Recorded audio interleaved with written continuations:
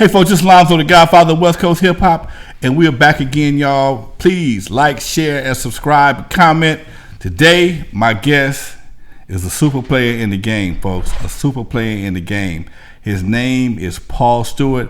Man, wait till we get to talk. What's up, Paul? Oh, man, thanks for having me, Alonzo. I'm glad to have you, Doc. Man, you know what? One thing about you, man, no matter where you are, you always answer your phone, Doc. I got love for that, man. I called him up. Hey, man, you want to do my podcast? I'm going to do it as soon as I get back into the country. I'm in, where are you at? Dominican Republic right now. I'm on the beach kicking it. So, hey, man, he's a man of his word. When he touched down, he looked your boy up, man. How you doing, man? Oh, I'm great, man. Now, thanks for having me. Y'all might not know the name. You got to look at some. You got to look at some movie credits. Look at some album covers. Look at Far Side. Look at Coolio. Look at who else? Warren G. Montel Jordan. You'll see his name somewhere on the album credits. This is Paul Stewart. He's also a music supervisor for some of the hottest shows, some of the biggest movies that you've ever seen, including. Well, let's see. First I ever did was Poetic Justice, so I got to work with Tupac and Wow. Jackson. Yeah, so that was pretty amazing. What was that like, man? We got to talk about that first. Oh, man, well, I was a young manager. The Far Side was kind of like the main thing I had done at that time, and I met John Singleton. Okay. So I was really blessed. I was DJing. I was on the set of a TV show that I DJ for the studio audience. Okay.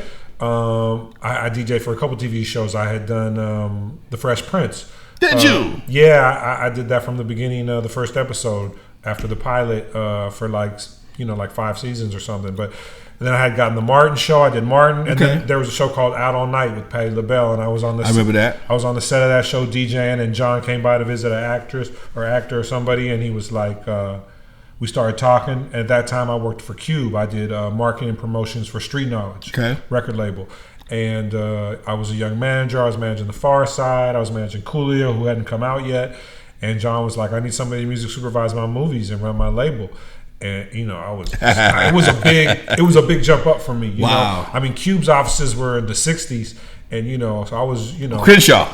Yeah, they were I never been over there. I heard a lot about him though. Yeah, it was the building that Pat Charbonnet owned and everything. Yeah, it was south of Slauson. It was in the hood over there, and anyway, but it was cool. I had a job working for Q, but then I became VP of John's label and a music supervisor. What was the label called? It was called New Deal. Okay. And we signed Mr. Grimm. And no shit, 5 on it. No, that's the Loonies. Okay, N.W.A. I know it was weed related. I knew that for damn sure. Right. Wow. So it was just an amazing experience. I mean, I'm meeting people like Snoop and Suge and Dre and everything, and I'm John's guy. So everyone gave me love. You know what I mean? So it was like and I knew a lot of people. I would work for Cube. I had been paying my little dues in the industry. Worked for Delicious Vinyl. But the Far Side was just starting to bubble, and Coolio hadn't even come out yet. So I hadn't really, and I had discovered House of Pain, but that was I got fired as soon as they got their deal. So I hadn't really, tough stories. So I hadn't really had much really big, success yet. So when John hired me, it was like it was a huge step, and I started working on movies, and it just changed my whole path of my career. I owe everything to him because then I started. Dealing with all different types of artists and people, that's how I met Warren G, which was, a big deal for my career and everything. So. Man, that's fantastic, Doc. One time we were talking, you said, what do they call you, the white boy at Crenshaw or something like that? What's your nickname? Oh, my nickname was DJP, but yeah, I'm one of the only white people you'll meet from Crenshaw, except maybe people that moved in there now. We have a whole gentrification thing going on, but yeah, my father bought the house at the height of white flight. No shit. So I grew up in Baldwin Hills, Crenshaw area. I went to Baldwin Hills Elementary, and like everybody from Baldwin Hills, I went to different high schools and stuff like that in the neighborhood. I didn't go to Dorsey, which was the school I was supposed to go to. But, it really changed my experience as a white person, going through the jungles every day and just kind of, I grew up around being the only white person around a lot of black people. And in my career, that ended up being a huge asset. I was comfortable to go to any community and, I didn't feel, I felt at home. Now, of all the artists you've worked with, man, which ones did you like the most? Wow. Well, Coolio was my best management client. When I met Coolio, he lived in Nickerson Gardens. This is when I worked for Cube, and his office was, like I said, in the 60s. And I remember one day he told me, come pick him up. And I had never been to Nickerson Gardens. You know, I'm from Baldwin Hills. I think I know the hood. I don't know nothing about the hood. Surprise. Oh, man. And I remember I drove down there to pick him up. And I remember how he came out. And I was like, Coolio, are you trying to get me robbed? You trying to get me killed? What are you doing? Having me come and pick you up here? And he said, I'll never forget. He said, oh, man, everybody just knew you was undercover. They knew you was one time. Wasn't nobody messing with you. It's funny. Nobody messed with me, that's for sure. But, yeah, you know, so I met Coolio. And I managed him from there till... You know, a little while after he won the Grammy for Gangsta's Paradise, we recorded that in my house. So I managed him for like 5 years. Wait, you recorded Gangsta's Paradise at your house? Yeah, the producer was my roommate, Doug Rashid, and we had a little studio downstairs. And Coolio came over, and LV was there. He sang the hook, and Coolio was like, "That's mine," and just did it. And they did it all in the afternoon. It was really fast. Wasn't the game a lot different back then, man? Wow. How do you feel about the transition of what we were? And I know everything has to change. Everything has an evolution. Everything has a change. But how do you feel about how it was versus how it is? Well, I mean, there's so many factors in that question, right? I mean, it was such a small community back then. People knew each other. You know what I mean? And so, you know, and it was also really important to be like I got a job because I was about the culture. Like I could explain to record labels, and people hired me because I understood what, you know, hip hop was about and this kind of thing.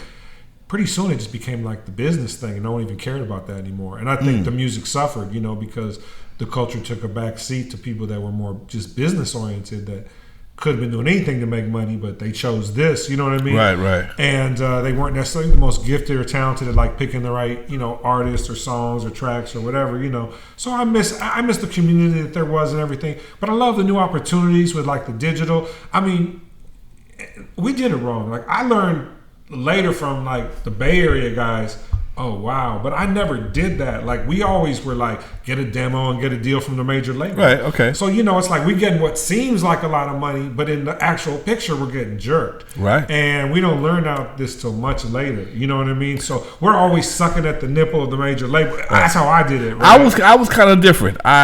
You were very different. All my people, all my inspirations and my few mentors I had told me stay independent. I went major for a minute, and it didn't work out for us. I mean, we got some money, we got a little notoriety, but we immediately got dropped. Yeah, and you know, I just never liked nobody having that much control over my life, man. Right. Well, you were also of that era a little bit before, where the majors weren't even interested. Right. In the genre. Like I remember this time, and like I said, when I started to get employed by the industry was the beginning of labels starting to go, oh, maybe we should pay attention to this. So guys like you had already, you know, blood, sweat, and tears. You know what I mean? Right. To carve out the industry that some people just kind of walked into. You know what I mean? But like, you know, I mean, you know. But then at the end of the day, like I said, where there wasn't an industry like the Bay Area, these guys were forced to do it themselves. And then you see they're making a lot more money than us. And old school like guys like you too still own some of your masters. Still own my masters. Right? See, I don't own none of these masters of all these big records I discovered or anything. So yeah, you know, I mean. You know, I've learned a lot of lessons, and it's you know, there's no simple, like, you can't tell people like keep your publishing, you know. I mean, like, you know, because there's every situation is unique. You know, there's not a like cut all exact way to do things, but learn what the industry standards are and just try not to take lower than that. When you tell a cat that, oh man, you know, you shouldn't get it, you don't take the $100,000 deal, because that happened to us. Don't take the $100,000. It's gonna be the worst thing. Man, $100,000? Are you out your mind? $100,000 not be good for you? You know, and then you realize after you spent it. And you have nothing to show for it but some receipts and a tax bill and a dry jerry curl and a beeper that ain't working no more. Right. You know, now you realize, oh, damn, now I get it. Okay, by that time, it's too late. Yeah. I was part of the culture more than I was like a great business manager, and we all suffered. You know, like I did great for my clients, and I did a better job typically than the people that came after them. But we did some dumb shit. I mean, I remember with like Coolio's first album, we didn't really understand like what was being recouped and what wasn't. Like in their deal, they only paid for half of the first video. Half. Okay. Every other video after that was recouped 100% out of our 12%. Wow. And we shot 4 or 5 videos. We just kept shooting videos, and they were like happy to do it. Yeah. We didn't. weren't paying attention to that. And then, when the album had gone platinum and, they made $10 million, they said we owed them money or something. See? Yeah, but then, then you learn other things like, oh, okay, well, we want $1 million advance to go and record, which didn't happen. But, you learn that there's some leverage here now. And so, but yeah, I mean, the industry's crazy too, because when you're working on these projects, like a song that's done in my living room, you never think, oh, this is going to be the #1 song in the country next year, like, and change everyone's life. Now, you know what? Of all the roles I've played in the music industry, I've never been a manager. I never wanted to be a manager. I don't blame you. I've watched managers be blamed for career moves that they didn't even make, but because somebody needs a scapegoat, I'm gonna blame it on my manager. How did you like managing people, man? How do you feel about that whole role? Well, I wasn't too crazy about it because I pretty much retired. Even though, like we talked about, earlier, I did start managing this artist, X-Rated. Check him out. Okay. But recently, but I had retired for years and gave it up because I was tired of making people rich and famous and then kind of getting shafted in the process. And also, just from a business standpoint, I'm doing all this work, but I don't have any equity in anything. How long can I manage people? How long can I, and what happens when you don't have the success or whatever, So I learned, to try to get involved in equity and things and do different things. And also just, so management's tough, but it also, I'm a natural manager. I jump into that role when I meet new artists that I think are talented all the time. You know what I mean? And I think I was great at it. I'd have been really great if I had like the business partner who was a little more business than me, and I could have been like just focused on the creative part. You know what I mean? But it's a tough business to be in, and that whole kind of like the babysitting part of it and all that, and I never really did too much of that. But then I suffered in that because I wouldn't be around the artists enough, and they'd be like, oh, he's not doing anything. Let's hire this person who's our role manager. Let's do this or whatever. So it's like you gotta, I learned it's like you gotta be like everything to the artist as a manager. Yeah. You know what I mean? Yeah. So. It can be exciting when you're with an artist who has a lot of potential and it starts to happen. That's amazing. Right. But, working hard and not getting paid because... You didn't get blamed for everything that goes wrong. And I got fired for like wives and uncles and... After I had... Well, you can pay your uncle probably, maybe 10% when you pay me 15%. Right. The wife, you're keeping it all in the family until she divorce you. You think half. She think half. Hit her name. Oh yeah, she killed him. But I've been fired for the uncles, the wives, all kind of people. You know what I mean? Never was I really. How do you feel about that, man? Did that really piss you off? Did it hurt you? I mean, how did you feel about being replaced by a son bitch's uncle? Yeah, all that shit irritated me. But when that shit happened too, typically for most of the time I had a lot going on, other stuff, so I just shook it off.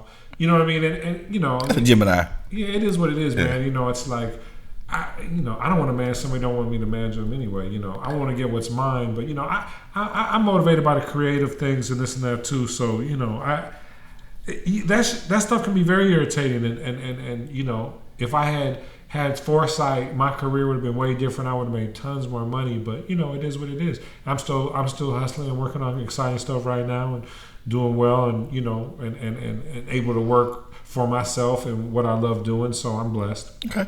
Now you also are the music supervisor for Snowfall, one of the hottest TV shows hit the set in a while, man. How do you go about picking the music for something like that, man? Well, Snowfall is interesting because, it's a period piece. So, it's like every season we go up like another year. Okay. So it like started in 82, 83, then we're up to like 85 or something like that. You know what I mean? So now it's my turn. Give me a call. Right, exactly. Which is great because there was so limited amount of like hip hop out in those first couple years from LA that, there's a lot of stuff we couldn't use. Of course, we're using a lot of the funk classics, and John Singleton, who created this show, who's my mentor, who put me on in all the music supervision, music film stuff. Had great taste in music, was from South Central Inglewood area, and his whole life, and lived in Crenshaw up to his death, and what I mean. So, that's the only kid I did not meet, man. I never met. I met the other brother, F. Gary Gray. I never met John Singleton. I saw him in passing one time. Never had a chance to really kick it with him. He knew who you were. Did he? Oh yeah, we spoke about you. Okay. On Snowfall for sure. No, he knew exactly who you were. Wow. He was when I met he was close with Cube, and when I met him, because I worked for Cube, that gave me a lot of props in his book. I was very fortunate. When I got the job working for Cube, there weren't a lot of people like me in LA that were doing street promotion and this kind of thing. It was more of a New York kind of thing. Right. I mean, there was a couple cats before me out here. Doug Young was doing it, and Scotty Spencer were definitely doing it before me. But I changed the approach where, like, they did it in the urban communities, and I went to the urban communities too, but I also went to Hollywood and places like that, because by the time I started doing it, hip hop had spread more. So I was a newer, fresh take on it.